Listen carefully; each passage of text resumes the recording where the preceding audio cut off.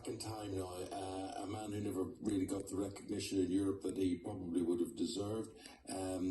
We believe certainly one of the greatest goalkeepers of all time, and that is Pat Jennings, the great Pat Jennings. Yeah. Pat Jennings played for Spurs, and he went to Arsenal as well, and then just the greatest goalkeeper I've ever seen. How was he able to go from Arsenal to Spurs?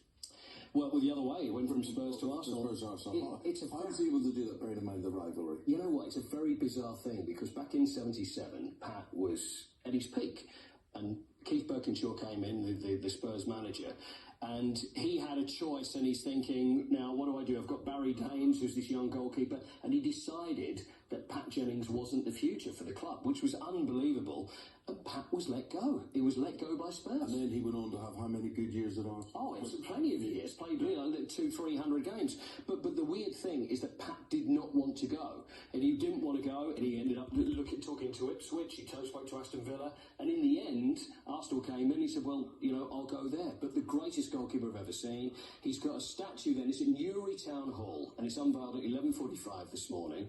Dignitaries from all different clubs in Northern Ireland and Arsenal and Spurs are going to be there. It's a beautiful statue, and I think we've got some pictures of that.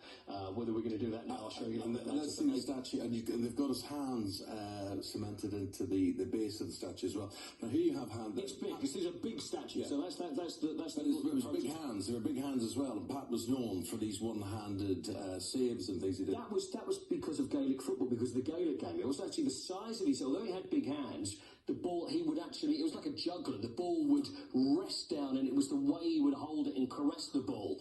But just the greatest keeper and the loveliest man. He was unwell. He's the loveliest man. He really was, and he was taken unwell at the Spurs game, and we were sort of thinking, oh yeah, is Pat okay? He's fine, and he's going to be there, and there was no way he was going to miss the unveiling of his statue, which is near his. Looking at his hands there. Look at that, yeah. When Pat was a youngster, when he was 7 or 8 years of age, his parents, when they lit the fire at home, they would send Pat to say, "Pat, go out and get a handful of coal there."